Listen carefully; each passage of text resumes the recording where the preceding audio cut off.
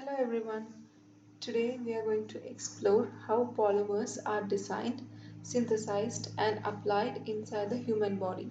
We will look at synthetic polymers, water swelling hydrogels, natural biopolymers and the physical properties that govern their behavior in medical applications.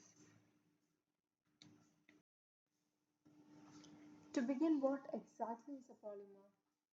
At a basic level, polymers are long chain molecules made up of many small repeating chemical units called mers or monomers. The process of linking these monomers together into a chain is called polymerization.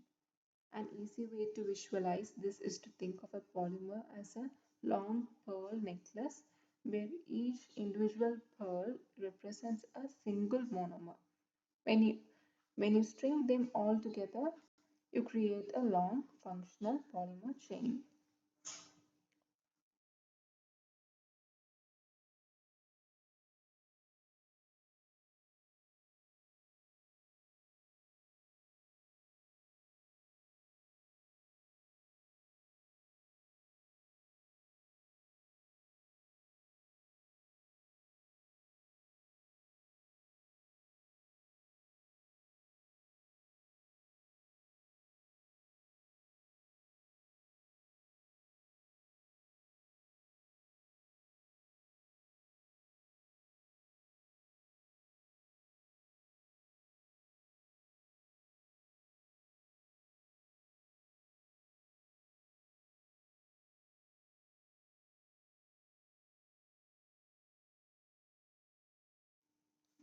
So how do we build these long chains?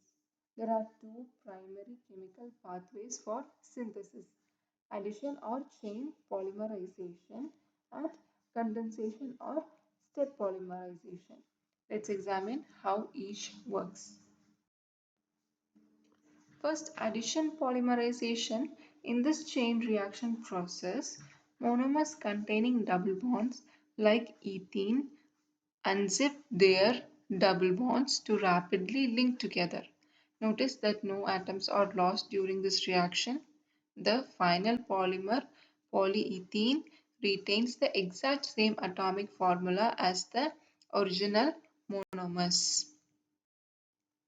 Second, we have condensation, polymerization. Here, monomers link together step by step, but with a key difference. They spit out a small byproduct molecule during each step, usually water or hydrochloric acid. An example is shown here with hydroxy carboxylic acid linking to form polyester, releasing water in the process. Now that we understand basic synthesis, let's look at synthetic medical polymers. First is polymethyl methacrylate. PMMA is heavily used to fabricate intraocular lenses inserted after cataract surgery. PMMA is widely known as bone cement or plexiglass.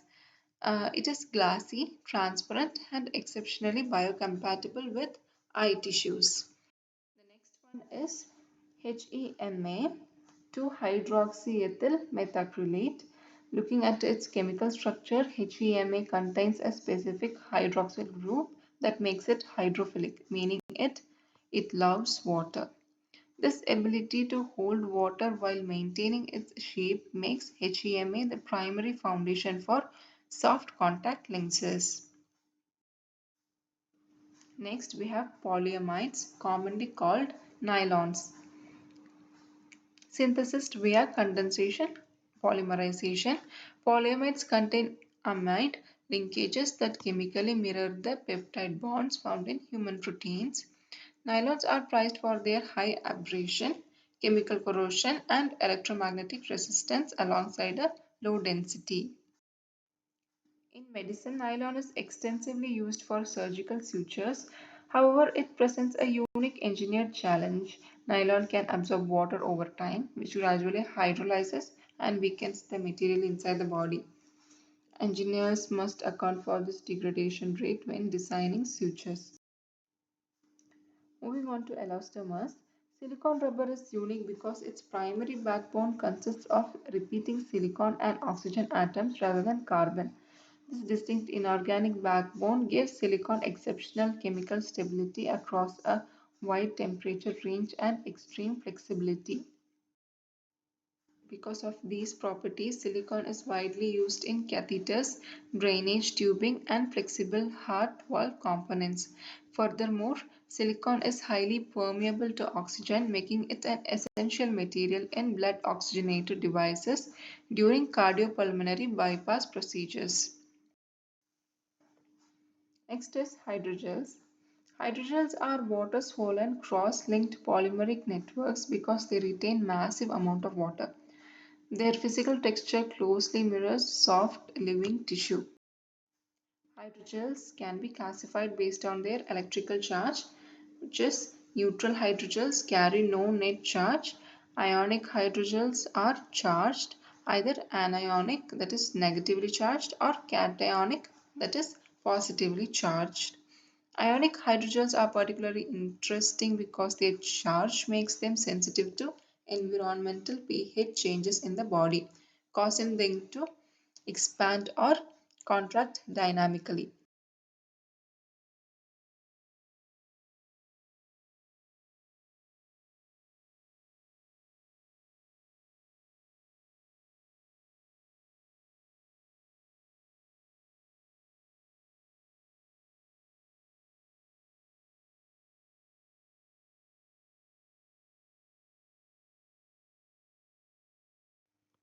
This swelling behavior makes hydrogel ideal for two key fields.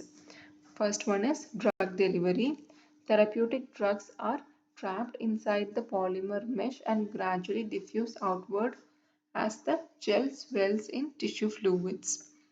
Next is tissue engineering. In tissue engineering, hydrogel serves as 3D structural scaffolds that support cell growth for artificial skin and nerve repair.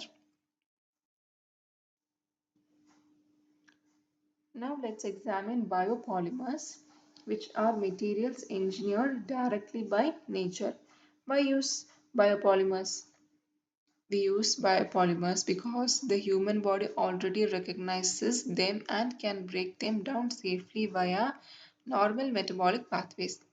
Ideal scaffold materials should be biodegradable, non-toxic, mechanically similar to replaced tissue, and capable of binding to biomolecules. The most dominant natural biopolymer is collagen, the most abundant protein in mammals.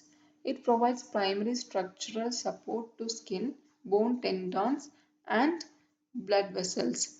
Collagen triggers minimal immune response, can be reabsorbed safely into the body, and can be processed into versatile formats like porous sponges, hydrogels, or thin sheets. At the molecular level, collagen strength stems from its tertiary structure. It consists of three polypeptide chains wound tightly together into a right-handed supercoil, forming a rigid triple helix with a diameter of roughly 1.6 nanometer. Collagen features a distinct hierarchical structure. The primary structure is a repeating amino acid sequence, typically glycine XY, where XY are usually proline or hydroxyproline. Secondary structure local coiling into individual alpha chains. Quaternary structure triple helix packs systematically into microfibrils and large fibers displaying a characteristic binding pattern under high resolution microscopy. Raw collagen degrades quickly, but we can modify it. We can use cross-linking. Chemists add chemical bridges between collagen chains. That is how cross-linking happens. This slows down enzymatic breakdown, allowing us to engineer sutures that last 2 weeks instead of 2 days. Additionally, combining collagen with glycosaminoglycans creates specialized sponges that guide tissue regeneration, prompting skin or nerves to rebuild naturally rather than forming scar tissue. Another crucial protein is elastin, nature's biological rubber found in tissues that must repeatedly stretch and recoil, such as dynamic blood vessels or ligaments. Elastin exhibits ideal rubber elasticity, allowing tissues to snap back instantly without permanent.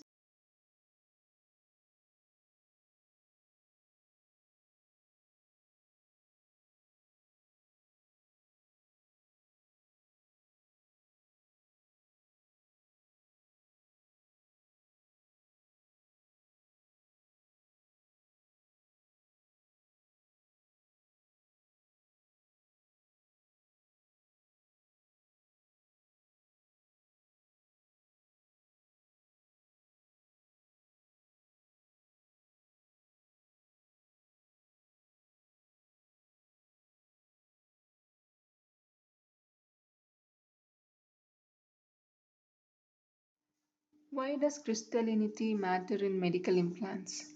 Crystalline regions significantly increase mechanical strength, stiffness, and resistance to cyclic fatigue. For example, ultra high molecular weight polyethylene relies on high crystallinity to withstand millions of motion cycles in load bearing applications, such as artificial hip sockets and knee inserts. Our final crucial physical parameter is the glass transition temperature, abbreviated as Tg, is the specific temperature where an amorphous polymer transitions from a hard, glassy state to a soft, rubbery state. If a polymer's Tg, that is, the glass transition, is below body temperature, it will become soft and flexible inside the body, ideal for vascular catheters. If its Tg is well above body temperature, it will remain rigid and structural, essential for load-bearing bone screws. Understanding Tg ensures we select the right material properties for the specific physiological environment.